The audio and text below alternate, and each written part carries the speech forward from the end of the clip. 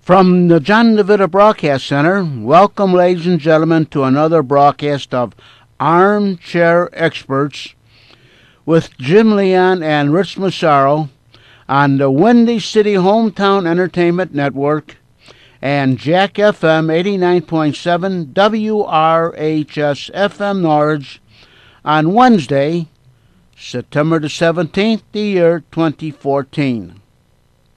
And now, here they are, Jim and Rich.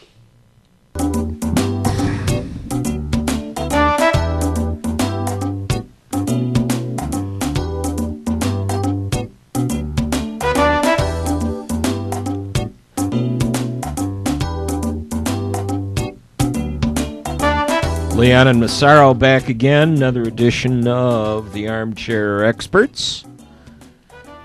What's up, Mr. Massaro?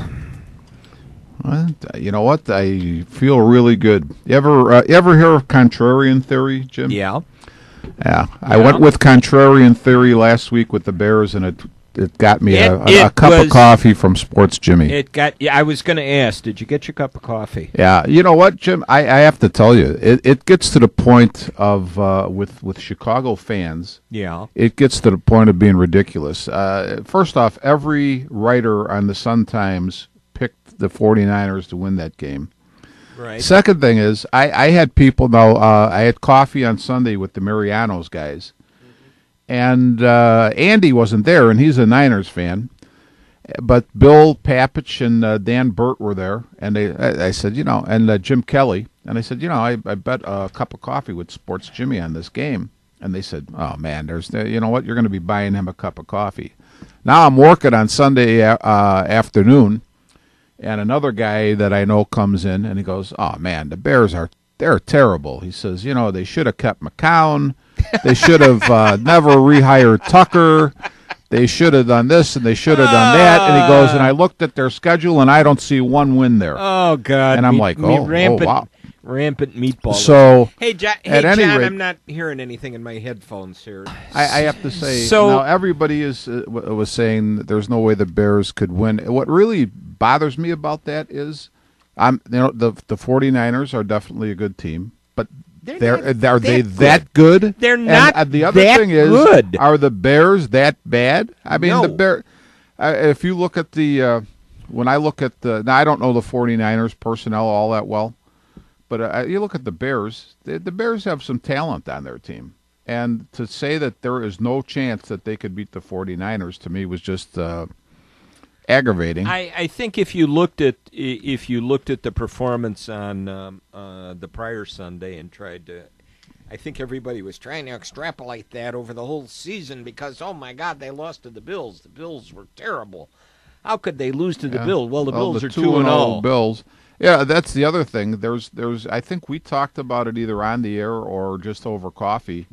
I think it's Mark Potash, I want to say, is the writer that has the cheat sheet column every week in the paper prior to the Sunday games. And he's one of the writers that you can glean some interesting things from. And he mentioned that the NFL over the last 10 years, now last year I think he mentioned Carolina and Philadelphia were the two teams that went from last to first. Right. And he said that is not an unusual situation. No. He said that over the last 10 years, there's been at least an average of two teams every year that's gone from last to first. So, to say the Bills were terrible, I think was stupid. To say the Bears there's no way they can beat the 49ers are stupid. To say the 49ers are so overwhelmingly good, the Bears have no chance is stupid. And that just aggravates me. Yeah. And I don't think – I think the issue with the 49ers is they've got some injury problems and some personnel problems. You were able to force essentially a running quarterback into having to pass at times, and he's not that good of a passer. Well, here's the other thing that bothers me. If you said to a typical Chicago meatball fan, who's a better quarterback, Jay Cutler or Colin Kaepernick? I'm sure the answer would be Kaepernick, right? Kaepernick. My opinion would be this. I think they're both talented players. I don't think either of them is at the elite level yet because they probably lack a little consistency. but that doesn't mean that say one or the other is automatically better than one is better than the other. I mean, at any given Sunday, they can both perform very well, or sometimes they don't perform so well. So but your typical Chicago meatball fan is going to, the 49ers are better than the Bears, and Colin Kaepernick's better than Jay Cutler, and, it's all a bunch of BS, because you can't take the game the Bears played against Buffalo and apply it to what they're going to do against San Francisco. One thing that always interests me, no matter what the sport, is matchups. You know what? You could be the worst team and play the best team, and you know what? Your guys maybe just match up really good against their guys, and you may end up handling them. So, I mean, that's just, I'm not saying that always happens, but it can happen. Yeah. You get some breaks. You had the defense turn the ball back over give the ball back to the offense on some short fields. Yeah. And they took advantage of it. Yeah. I mean, what was it? That was 2 touchdowns in like 21 seconds. Yeah, I don't know how quickly they scored. Yeah, that one shocked me when I looked back and realized that. And I said, all of a sudden, it's a ball game. Yeah. And I'm sitting downstairs and Dana's upstairs, and all of a sudden I went, I can't say that because John will be calling the priest. Mm-hmm. I said, they're going to win. Yeah. Yeah, that's for sure. You realize on Sunday was the first time in NFL history the Bears and the Packers both overcame 17-point deficits to win on the same day? No, I didn't realize that. There's an item that you don't just get anywhere. No, that's I'll tell you what, that's where I'll tell you, you got to be a nut to sit down and start to look at every possible time that where the Bears and Packers played on the same day and over. I mean, you got to be an idiot to sit down and look at that. That's all I can say. You got to be really super sick. That's about it. You know what is interesting, Jim? One of my theories is always, I know when we talked about this a couple years ago when we were doing a Ridgewood game, that the successful coaches are the ones who see where their personnel should be the quickest. And I think we maybe caught a break. And I'll tell you what, I love Peanut Tillman. He's been a great player for us. I don't know if this is the end for him, although I see in the paper that he's saying no, he wants to come back. And I'll have to say this. I don't know if you'll agree with this, but Coach Mike Paggs Sr. Used to tell me, he says, I think Peanut Tillman could be a Hall of Famer. And when you think about the quality of his career at the position he plays, the length of it, it's probably he deserves consideration. He certainly deserves consideration. But my point would be that I think Kyle Fuller at this point in both their careers is probably the better person to be starting and getting some playing time. And you know what? Now with Peanut being injured, the Bears coaching staff has been forced to do that. And that might be actually a positive for us going forward. Now they're forced into doing it, but maybe that's something they should have done from the get-go. Well, I think we're not that far into it. But you're not that far into the season, and I think the intention when Fuller was drafted, that somewhere down the road that he was the heir apparent. Yeah, no doubt. I didn't think it was going to be quite this quick. I think a lot of times they were thinking he was going to be the fifth back, the nickel back, when they went into that. But when they played that, it's a shame. And I agree with you. I think Peanut Tillman is certainly deserving of consideration for the Hall of Fame down the road, based on his career, based on the quality of his play, based on the quality of him too. Mm-hmm. Definitely. But hey, I can't remember. A football game. I was trying to think back. I can't remember a football game where you just had two halves that were just so dramatically different. Yeah. And what was the point? What was the point that started it? Was it the shot? Was it the shot that Cutler took to the chest? I don't know. Or did they just suddenly realize? The meatballs would say, well, he finally showed the fire and the passion. Yeah, okay. Well, you know what, Jim? I just think that the 49ers may have relaxed a little bit, possibly. I think it was probably a big lift that the Bears were able to score with not much time left on the clock to, instead of going in at halftime 17-zip, going in 17-7. Yeah.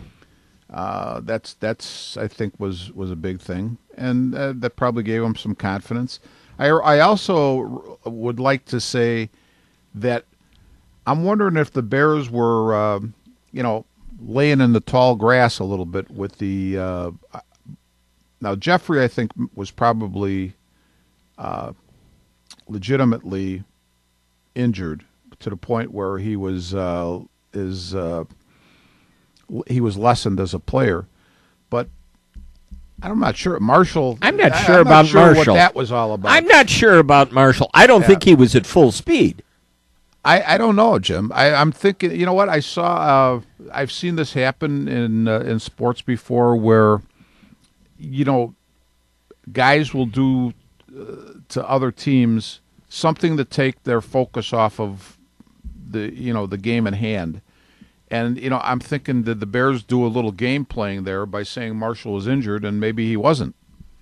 To maybe sort of throw the get the 49ers thinking in a different way. Right. Let them think somewhere else, and then 90 minutes before the game, all of a sudden, oh, he's fine. He'll play. Now, what did all of us experts say, though? Without Marshall and Jeffrey, we better, as Lovey used to say, we better get off the bus running. And I see that Forte had 20-some yards on 12 carries. 12 carries. So we didn't exactly run him into the ground, did we? There wasn't exactly a running game.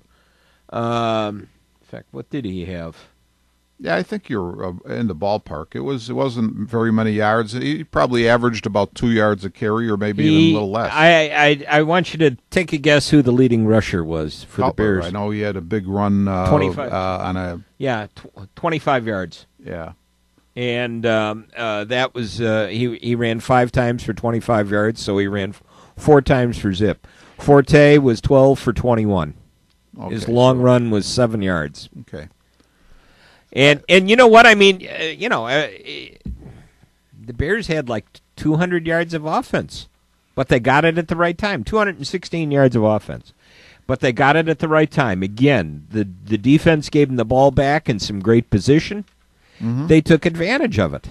Well, I have to say that I heard somebody say, "Well, I was talking to a guy the other day, and he was telling me, he says, well, we've seen Cutler go off on 6-7 game streaks where he played really well, and then sort of in his terms back in the back to square one. But you can't overlook the fact that Trestman, if you could say anything about his track record, he has had really good success with almost every quarterback that he's come in contact with. Mm-hmm. And I'm thinking that other than an injury that would knock him out of the box, you're probably going to see Jay Cutler play pretty well at quarterback. I think so too. I have never, there are times that you look at him and you say, a $10 million arm and a 10-cent head. You question his play, you question his judgment at times, and I think after he does something like that, he at least has come to the point admitting, yeah, I didn't do that right. When I was, I used to go to Milwaukee every morning for about a year or two during the week, and Brett Favre was still pretty new in his career with the Packers, and he had some pretty bad games. And the Packers had some pretty bad teams, and I'd be listening to the radio station up there, and man, people would be calling in, and they'd be blasting them. We get rid of this bum. And you know what? To me, Brett Favre never changed. Okay, he did the same things as a bum that he did as a hero. That's right. His play what never changed. Is the guys around them changed. Right. And I think the fact that they've surrounded Cutler, they've put a better offensive line together, they've given him some weapons as far as receivers go. I think that's going to benefit him, definitely, as long as he's not injured. Any surprises the first couple of weeks from what you've read, seen, heard? Yeah. Nothing surprised me, Jim, other than that the meatball media and the meatballs are still being meatballs. I saw that the Invincible... They are out in full force. Actually, I thought for sure that we weren't even going to have to report any of this because I figured they would just cancel the season and give the Seahawks the Super Bowl title again. But I saw the Invincible Seahawks got their, they got whacked by the Chargers during the weekend. Got beat by 9. Yeah, so I guess they're not the.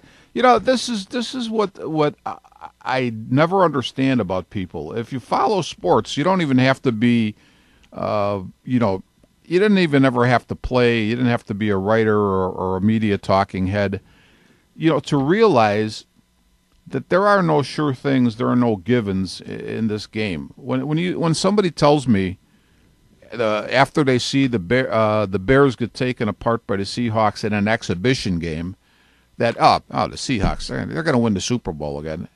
I'm like, what are you talking about? You know what? There's 16 games. How do I know that you're not going to have 4 key players that go down with injuries? I don't have a crystal ball. Okay, mm-hmm. I can't tell you who's going to get hurt on what team mm-hmm. or how this is going to work out. The other day, somebody's telling me it was after the Bears win over the 49ers. Sports Jimmy again. Well, Tillman's out and Ratliff got hurt. And I'm like, well, how do you know? First off, Tillman went out, and the guy who came in for him helped us really win the game. That's right.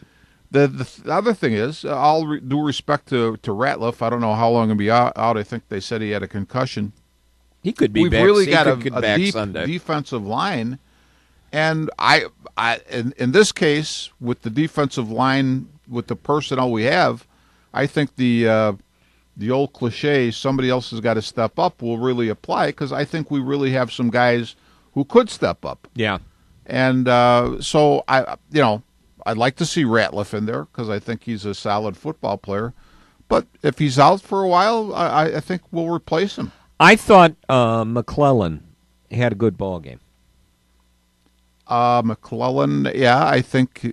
Well, he did. He had a sack. He had a sack. He had 3 tackles. Well, I think it's a matter of McClellan. He's definitely got the potential. He's definitely got the talent.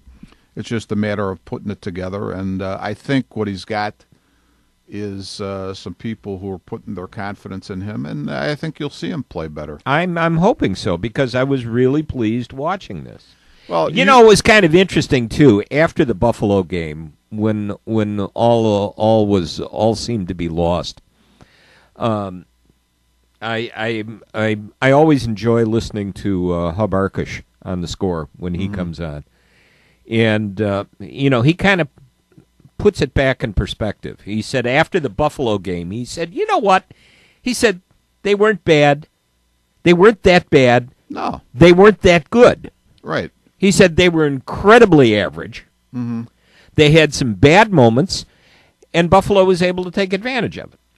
I think that's a great analysis. And I came off the ledge as soon as I heard that. Yeah, I think that's a great analysis. I always look at it this way: you got to take your hat off to the other guys if they beat you because that was a close game. Goes to overtime, you end up losing. It could have gone the other way. So why were people? This is the only sports town probably in the country where you could lose the first game and the season's over to a lot of these goofs. I mean, it's because after that first game, that was a key game. You lose that game, I'm thinking, what about the other 15 games?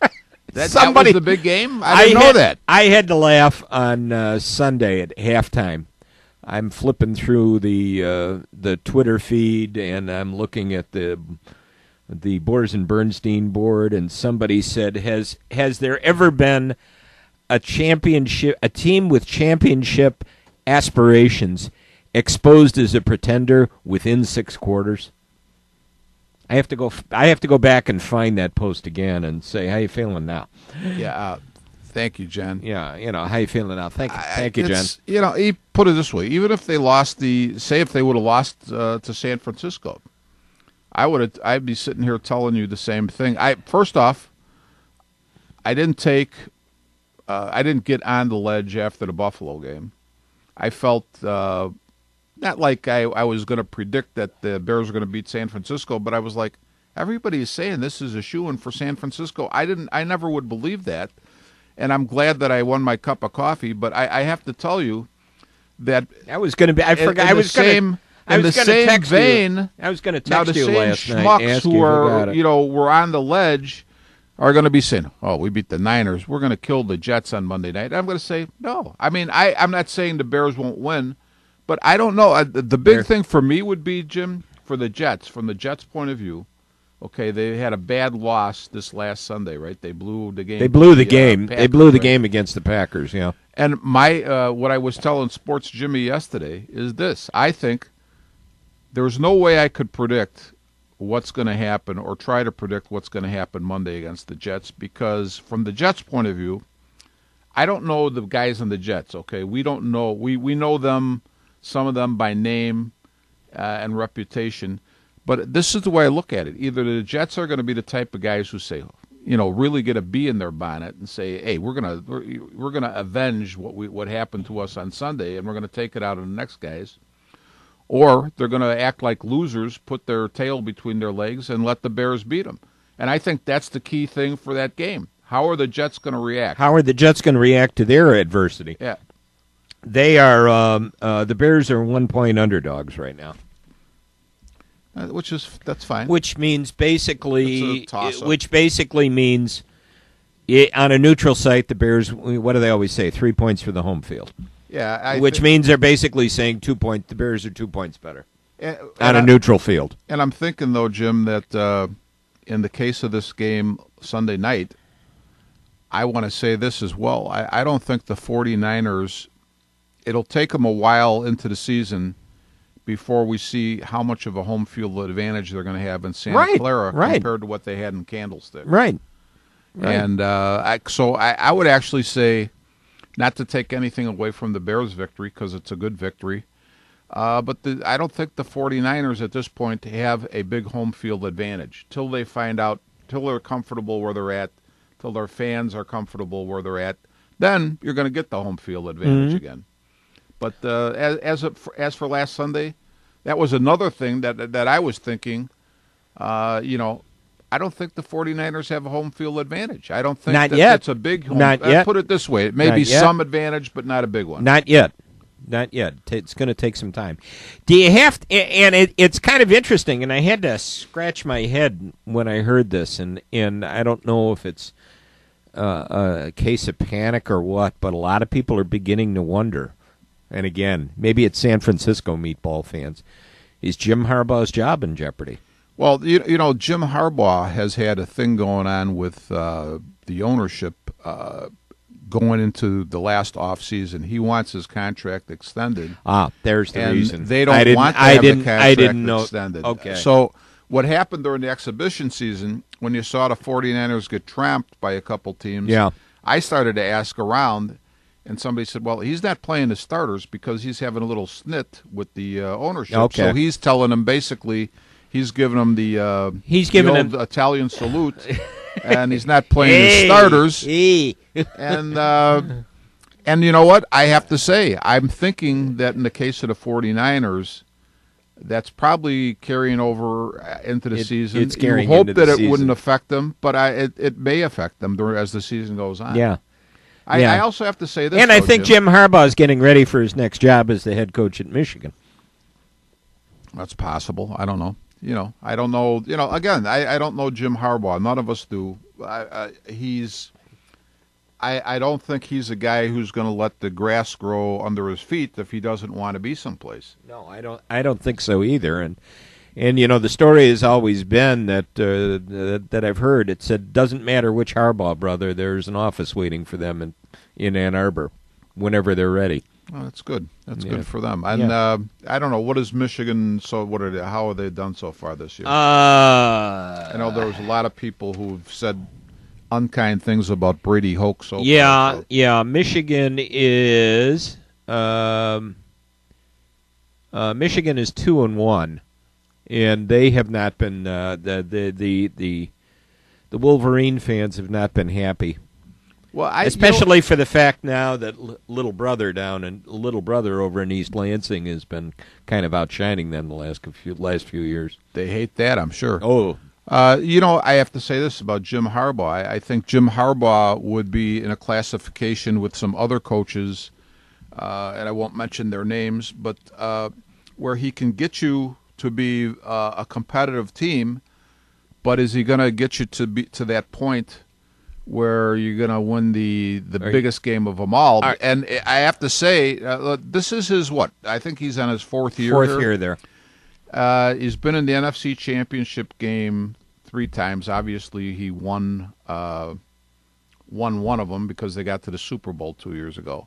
But I was going to say, one of the other things in my mind is the Bears went over to play the 49ers, and why I didn't believe the 49ers were just going to tromp the Bears is that 3 games that I've seen the 49ers play, and I grant you, they were against good competition and obviously tough teams, but they have not impressed me in the sense that last year the Seahawks just killed them in the NFC Championship game. The previous year in the Super Bowl, they should have won the Super Bowl.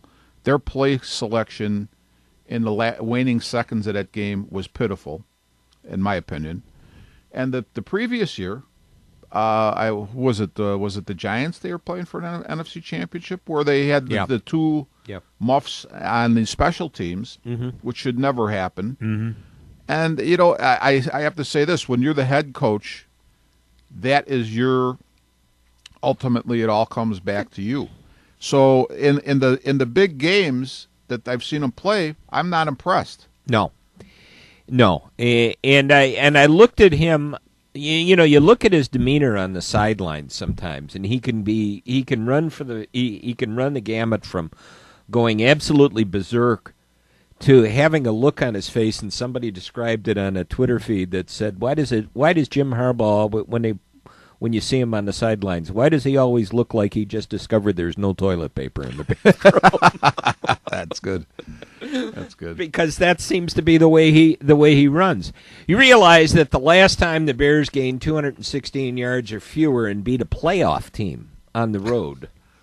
They looked up that statistic too? Here's another one. 1991.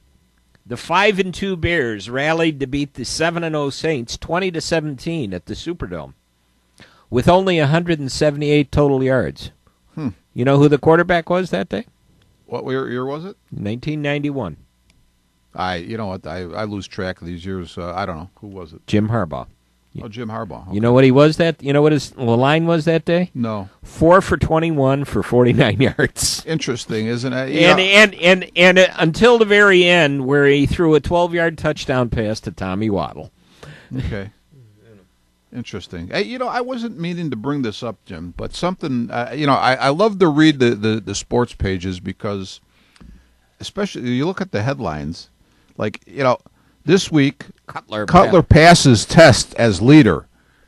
But, next week he'll be a bum depending on what happens. But, I mean, my feeling is you're the quarterback. I think the team respects Jay Cutler. Everything I've seen tells me that they respect him.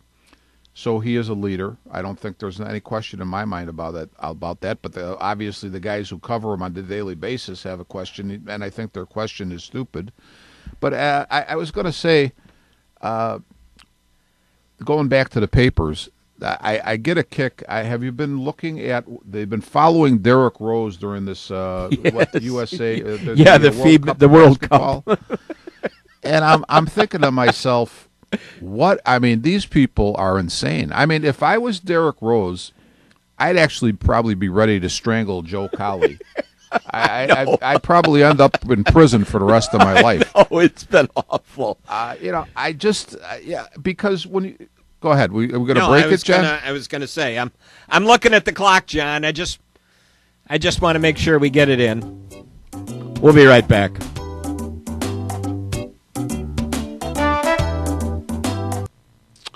You are listening to Armchair Experts from the John Nevada Broadcast Center on Jack FM 89.7, WRHS FM Norwich, and the Windy City Hometown Entertainment Network on Wednesday, September the 17th, the year 2014, with Jim Leon and Rich Massaro.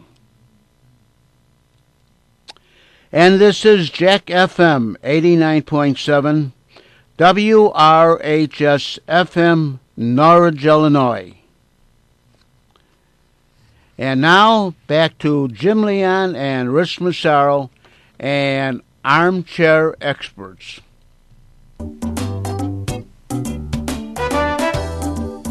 And we're back. I mean, I've never seen any player's performance so closely analyzed in basically in games that mean, to me, as far as I'm concerned, there was not one of those games that meant anything. You know that the net result, and I didn't realize that, you know the net result of that tournament for the USA basketball? They've automatically qualified a team for the Olympics in 2 years. Oh. They don't have to play any sort of tournament or any sort of qualifying game. I didn't know that. I didn't realize that. I didn't realize that either until I heard that yesterday.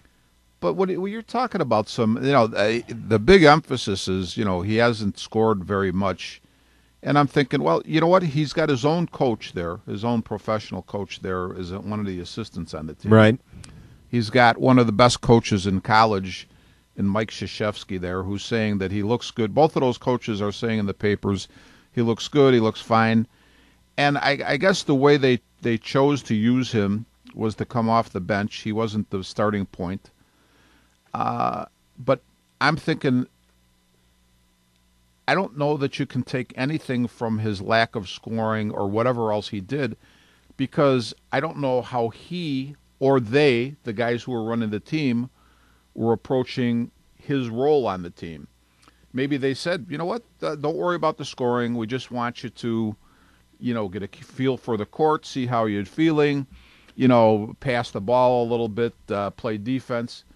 You don't know as an outsider what they're saying, how they've decided to approach it with this guy, and to make such a big deal out of it is, it's just totally ridiculous. Mm-hmm. I don't know, Jim. You didn't follow it at all? I followed a little bit of it, and I know that there was this this underlying sense of panic anytime you heard something on the radio. Mm-hmm. Anytime what little I read, and I don't always, a lot of times looking at the sports section is I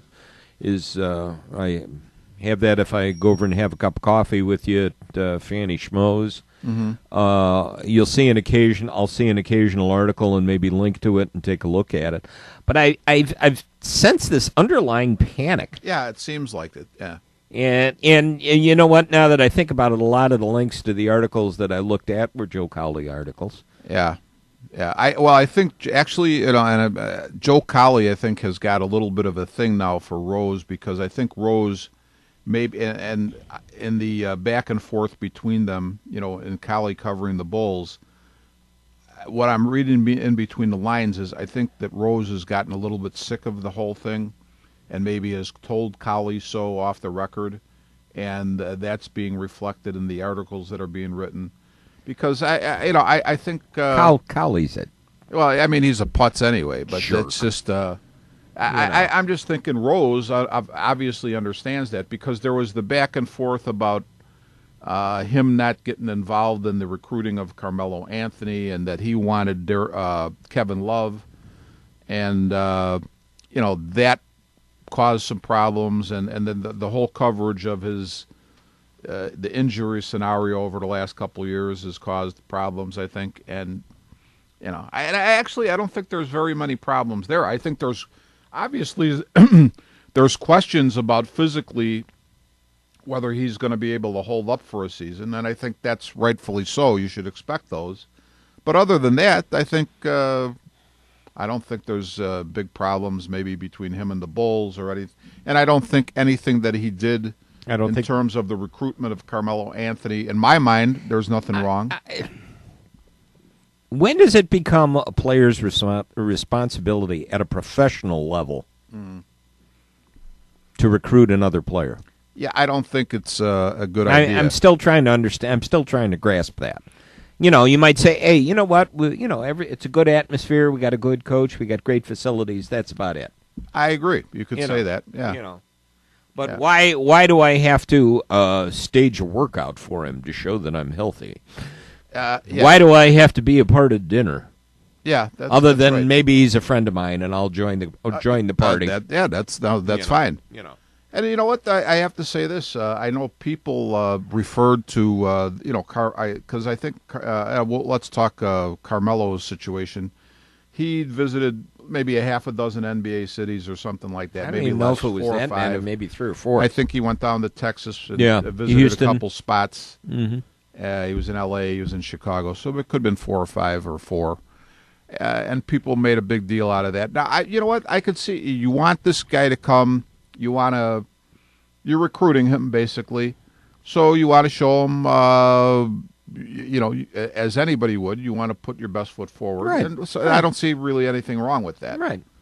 That's the way that things are today. I don't think you can just say, well, hey, we want you to come, and that's a good enough thing here. And we send Benny the Bull to meet you at the airport, and everything's fine. And that's it. And everything's fine. But, you got to put on put on the Ritz a little bit. I don't think there's anything wrong with that. No.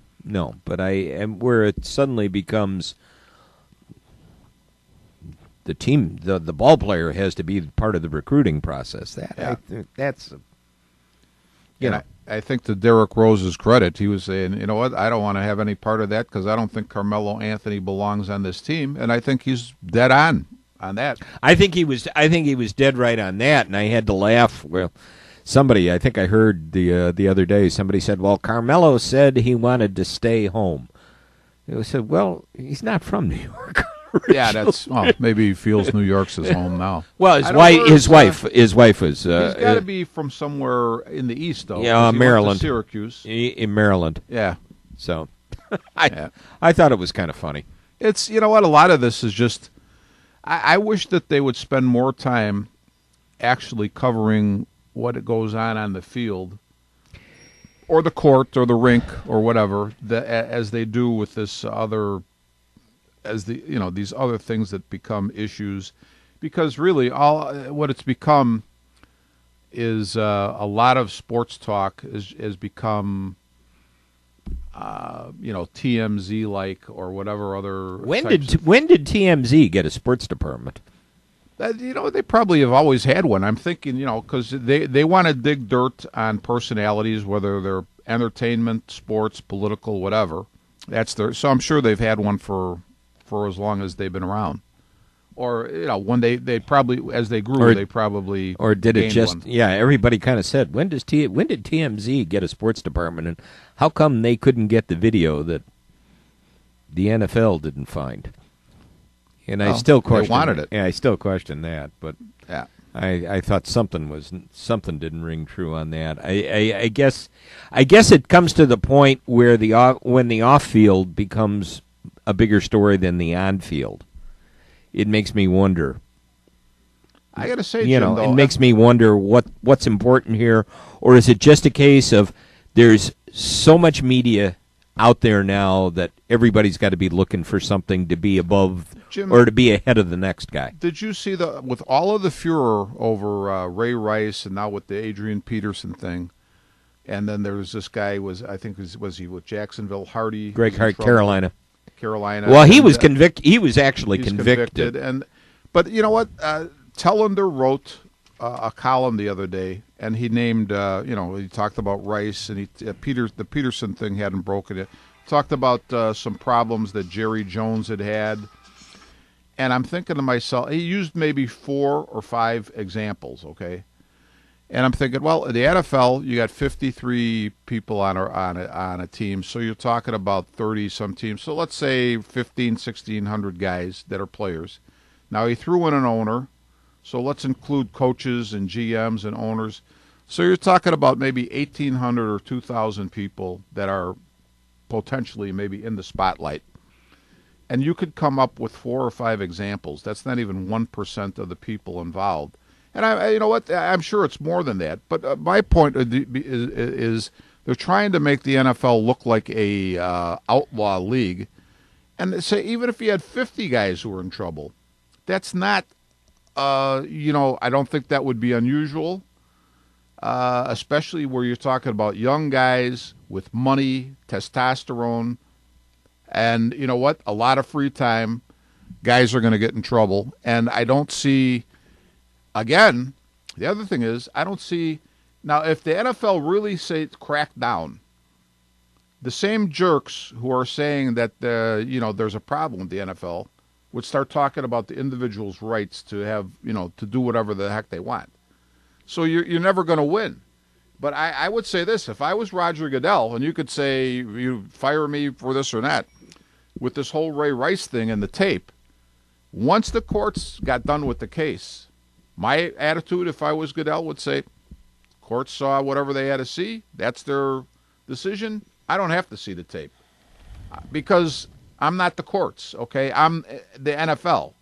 Why do I need to see the tape? If the court said community service is what you get, and they saw the tape, and that's what, and they decided based on all the facts that came out or that they heard that community service was it, why do I need to see the tape and do something more than that? Why? And that would be my attitude. Mm-hmm. So fire me. Do you think it was right? I guess I felt the statement that the Vikings made yesterday about Peterson and reinstating him. He said Rick Spielman's statement was, "We're trying to do the right thing. This is a difficult path to navigate regarding the judgment of how a parent disciplines his child.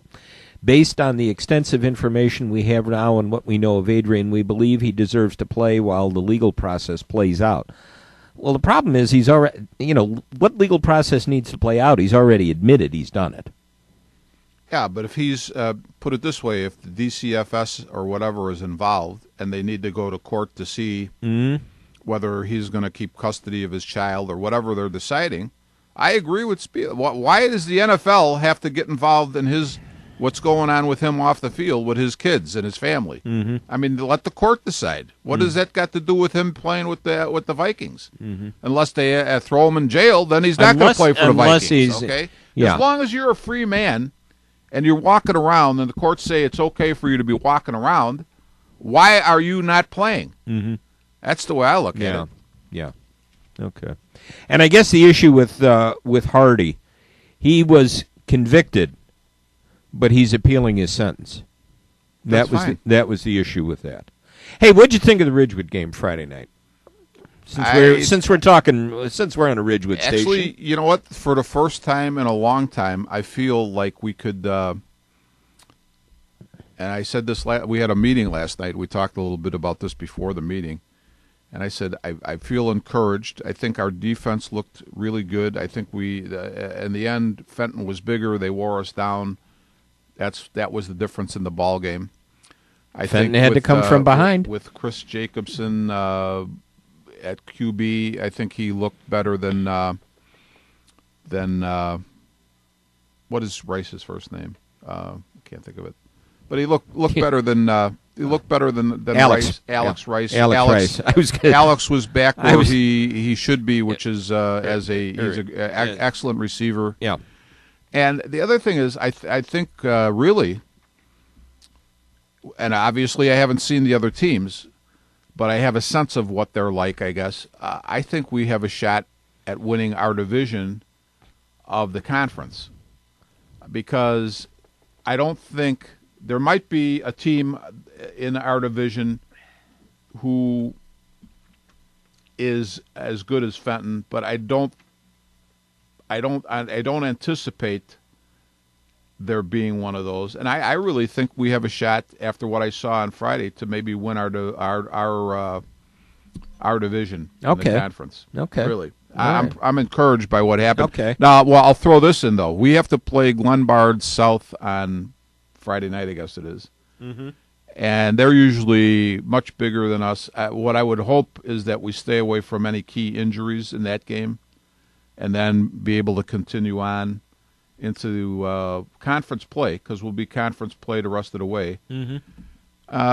And if we can avoid anybody who's key being injured, or any injuries at all, because we're not, we don't have that many guys, I think we got a shot maybe to win our division. Okay. I was very pleased watching the effort and watching everything that was done. Yeah. Friday night, because my perception was listening to you after the talking to you after the first game. I thought, oh my God, the sky is falling. The sky is falling. Well, it was falling. We were on pace to get beat by 100 points the first game. And the fact that the quarterback play impressed me. Chris Jacobson did well, and you're right, Alex Rice is where he should be as a receiver. The defense impressed me. Yeah, defense did real well. Yeah. Yeah, they did well. They just got beat down and worn down at the end, but we're not going to have – I don't think that other teams in our division will have the size of Fenton overall. Because when I looked at we didn't talk about this on Friday, but when I looked at the size of the Fenton guys up front compared to our guys, there was pretty good difference. I'm not saying huge, but enough. No, there was. I thought it was a substantial. My perspective is I thought it was a substantial difference. It was kind of interesting too. We had some friends over for dinner on Sunday, and all three of their kids went to Fenton. Mm-hmm. And actually, Luis said he went over and watched their opening game. Because he lives in the neighborhood, and he said they just, it was like 35-0 after the first quarter. Mm-hmm. And when I told him that Fenton had to come from behind twice, really, well, they had to come from behind to tie, and then again, Ridgewood tied them up. I said he was kind of surprised. Yeah, he was kind of surprised. Well, you have to take in consideration too that one of the teams that they beat handily is going to be one of our division opponents, Walter Christian. Yeah, and so again, it doesn't always translate exactly like that, but you would think. Look at the 49ers and the Bears. Yeah, no, it doesn't. But I'm going to say, I'll go out on a line and say that I think we have a shot at winning the division, our division of the conference. All right, you heard it here first, friends. Yeah, Rich Massaro. Yeah, that's what I'm saying. What else? Sports Jimmy's going to want a cup of coffee on that one. You got to. Sports Jimmy is still, even though he has no relatives there anymore, he's still stuck on Maine, and he didn't go there himself. He's still stuck on Maine South. I got to hear the Maine South update every. Why? I don't know why. I guess it's reflected. I call it reflected glory. Even though you have nothing to do with the school, nobody in the school. You're still, and I don't know. I was going to say though, his nephew is at Carthage, which is in the CCIW, which is a tough conference. Yeah. And usually Carthage, I hate to say it this way because I don't think it's always been this way, but they've been a bottom feeder for a while there, and I'm hoping that.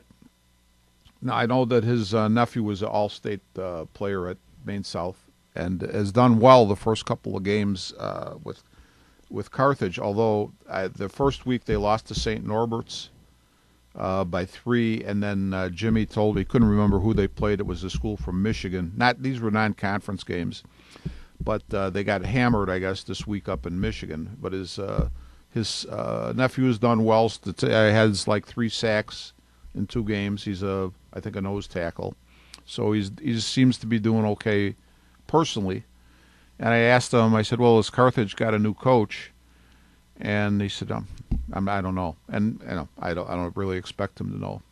I'm not knocking him about that, but that is a tough conference because you got North Central and Wheaton for I would just be willing to say at least the last 5 or 6 years and probably more have usually been ranked in the top 25 in I guess that's Division III.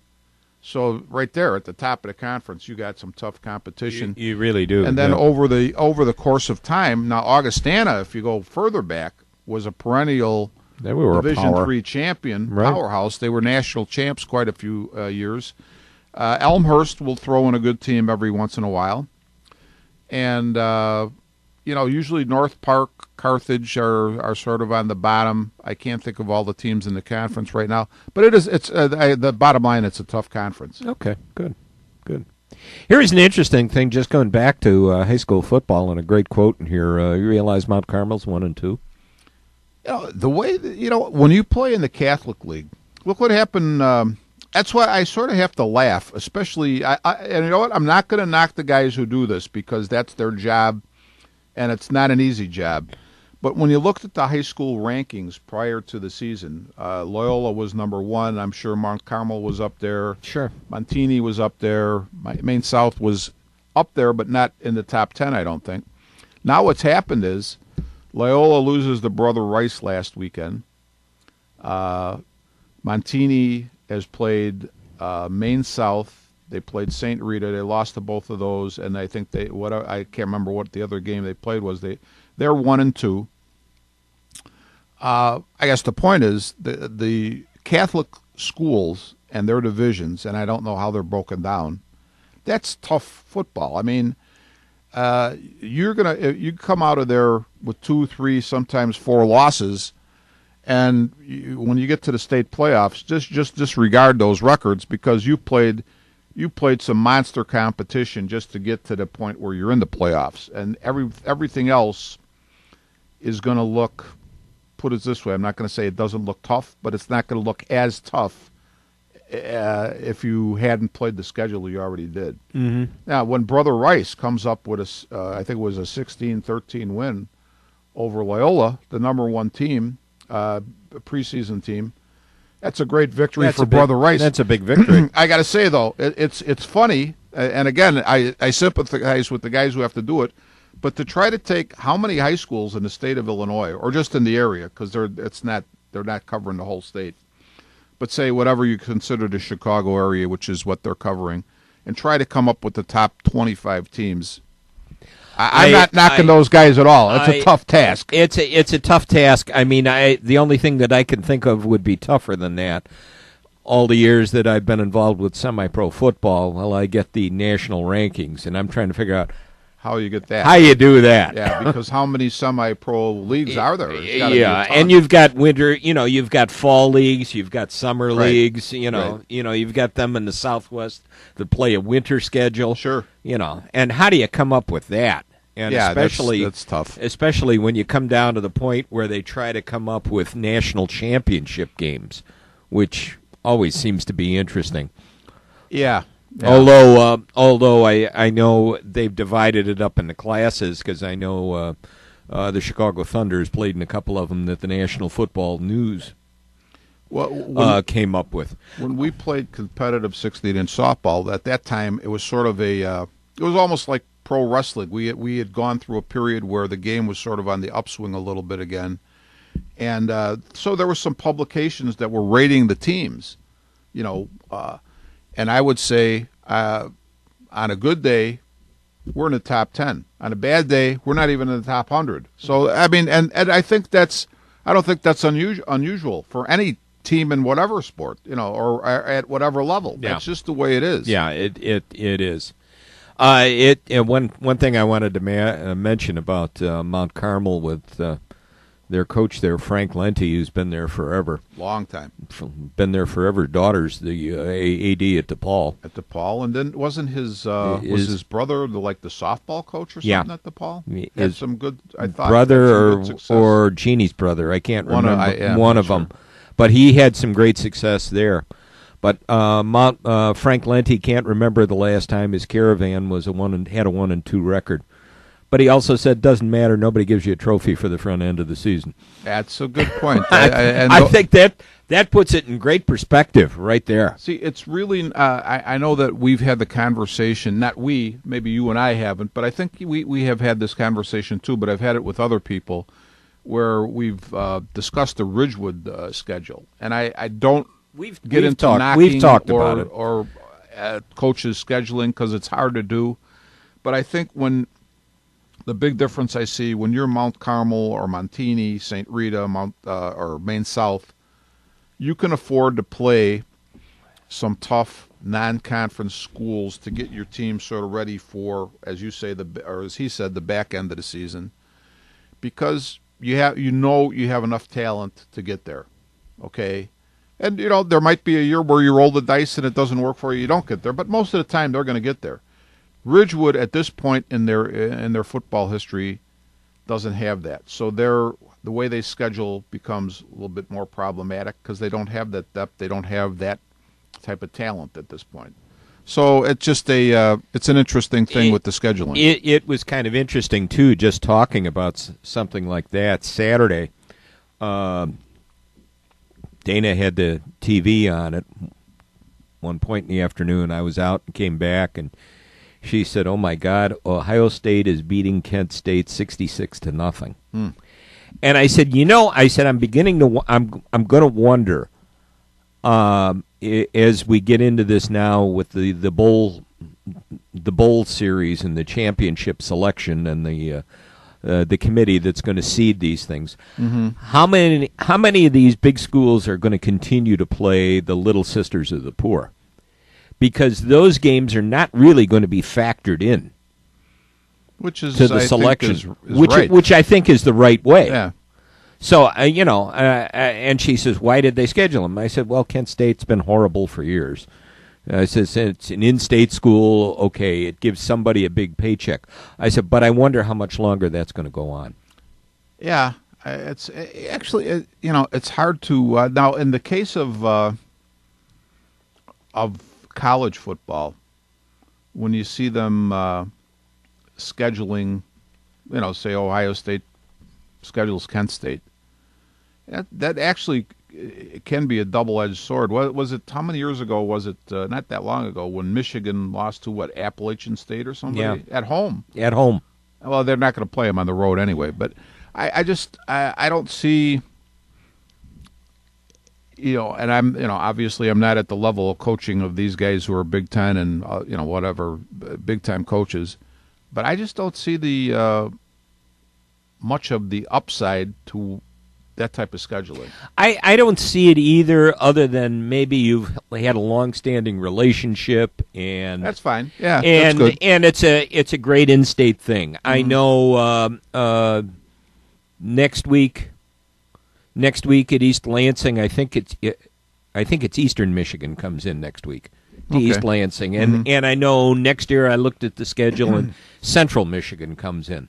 So and they try to maintain a certain, somebody gets a big payday out of it.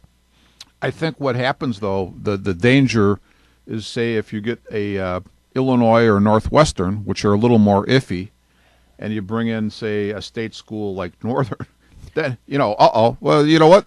Now you're getting your butt beat by a MAC school. You're getting your butt beat by a MAC school, which is which is probably the best football team in Illinois here right now. Northern Illinois is 3-0. They've doubled up on their opponents, basically. They've scored 126 points and given up 52. The amazing part, you went from Joe Novak got the ball rolling. And it took him like 10 years to do it. It took him a long time. And then now I forget who's, but is Carey about the fourth coach down the line after Novak? Novak being one, then 2, 3. I don't remember the other coaches. I don't remember the other coach. Was Jerry Kill there? Jerry Kill was there, right? Jerry Kill. Yeah. No, or was he at Southern? I think he might have been. Remember. I think he was at Southern, then Northern. And then up to Minnesota. Then up to Minnesota. So Kill was there. Yeah. And he was one of them in that chain. He was like the second guy, I think. Yeah. But it's interesting that once the ball got rolling, that each of the coaches that came, and I'm thinking that, in my mind anyway, they all had sort of different perspectives, but they've kept the ball rolling. You know what? Somebody was really smart and said, I'm just throwing out ideas here, but say, you know what? Let's go to the Chicago Catholic League, and even if these guys aren't like your top Division I guys, you know what? There's always good linemen in the Chicago Catholic Oh, yeah. League. There's guys like Jordan Lynch who came Yeah. and played great for Northern Yeah. in the Chicago Catholic League. Let's get these guys, and we'll have a very competitive program. And I think that's what they've done, and it's been a good blueprint for success. And each of the coaches has carried on with it. And they maintained it, too. Yeah. That's good. I like that. MAC football has always been an underrated. To me, I thought I it's think been real an underrated. Yeah, conference. very I underrated. really thought it was an underrated conference. Speaking of other teams, Southern Illinois is 3-0 right now. Talking about Illinois teams. Yeah, Southern at one time was pretty much a basketball school, but I would say in the last 20 years they've had a few down times, but they've been good in football. Yeah. Okay. Well, there's a bunch of things I wanted to get into today, but other stuff. But I was going to be very philosophical and say, with all the bad news in the NFL lately, I was going to say, let's talk about what makes a legend and what can tarnish a legend. Yeah. But maybe that's another time. Yeah, let's. That's I'll tell you, I thought it was a nice show today. John, you're going to say something? John? When is the next time we're going to be broadcasting from Ridgewood? Do you? We are going to From be. Ridgewood? We are going to do the game a week from Friday. Okay, that would be with Elmwood Park then. That's the That's Elmwood Elmwood Park Park, game, right. a traditional rivalry. Mm-hmm. Okay, that's September the 26th. No, if you say so, I don't know. I'll tell you in a second. Yeah, it would be 'cause September Friday was September the the 26th. And that's going to be with Elmwood Park. Elmwood Park. Ridgewood and Elmwood Park, and then we follow that up the following Friday with Ridgewood and Chicago Christian. That's homecoming. And that will be homecoming night. Homecoming, okay. And then we also have a game on the 17th with Guerin. I have to say, as long as we're talking Ridgewood, last night, and I knew this, and it's not a sports item, but Dr. Bob Lupo is going to be inducted on, I want to say the date might be October 11th. I'm going to throw that out there and hope it's right, into the Ridgewood Hall of Fame. And very good. Rightly so. Rightly so for all Very he good. did. October 11th is a Saturday. So they usually do That's like the a right- breakfast, yeah, or that's the, they like a it's a breakfast brunch or or a brunch whatever, or So- whatever. Yeah, so I think that is the right date, the 11th. That's good. So then we'll be broadcasting next, not this Friday, but a week from Friday at 7 o'clock. Is that the time that we're going to be on the air? 7 o'clock we'll be on the air. Don't have the camera in my space. Because I'll pitch a bigger fit than I did last Friday. Oh, geez. I'm just not going to make no mention about that. And I apologize for getting I for have to getting tell you, that though, way. Chad, and I know I want to compliment you and Kevin, and I know Will helped you try to help you guys out a little bit, but Will really gave some good assistance. yeah, he did. You know, That's the type of guy he is. That's- But Will that's the guy. Acevedo we're talking about. Yeah. But Kevin Zaflick, John DeVita, and Will Acevedo, there was some really not so much with our end of things, but with the with what the would you with, say with the PA, with the stadium PA. And John and Kevin and Will just rolled up their sleeves and went to work, and I don't think halftime was going to happen for the Palms if you guys didn't make it happen, because it was looking pretty iffy there for a long time, and you guys just worked and worked, and you got it done, and yeah. Excellent job, John. As soon as we're done broadcasting here, in about 45 minutes from now, I'll be over there working on that stadium PA system, because I have a friend of mine gave me some advice what to look for and what to do. Is that old equipment there? I have no idea, Jim. okay. I don't know. Okay. Somebody says it's it's been used. Of course, it's out in the weather all the time, and it's so. I have no idea how old of a piece of equipment that is up there. Okay. Okay. My guess is probably is fairly old. I would think it might be fairly old. Seeing that I have the rest of the day to go up there and work on it, and if not, I have somebody that I can call for advice. So I'm going to do my best once again. Okay, you always do, John. You do. Yeah. You know what? Everything you do. Congratulations again on a great job last Friday. That was a good job, and I'm glad I'm glad Will was able to help out too. And, the thing is, I don't want to. You know what? You and Will deserve a lot of credit, but I mean, Kevin was out there in the elements working too, and he did And we had some good work. We had kind of a nasty weather night last Friday. I tell you, I cold and rain. Couldn't believe what a more miserable evening it was Friday night. Let me tell you, as I sat behind the amplifiers where I was sitting at, I was looking out the window into the lights. Boy, you could just see that rain was just coming down, and the wind was cold, and God, I tell you, Middle of September. it was. I tell you. It was really a real football evening. Rain, cold, and everything Jeez, else. middle early for that.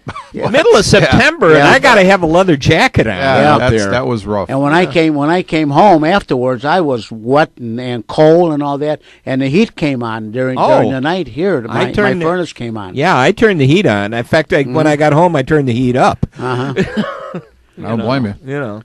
But anyways, better days are coming. I hope it just weather warms up. Hope we have a nice weekend. All right, I hope so too. All right, well, let's wrap it up. Let's hit the road, shall we? Play the music. Hit the road, Jack. All right, thanks for listening. Thanks for tuning in. We appreciate everything you do, John DeVita, keeping us in line. We'll catch you soon. We're out of here. Bye-bye.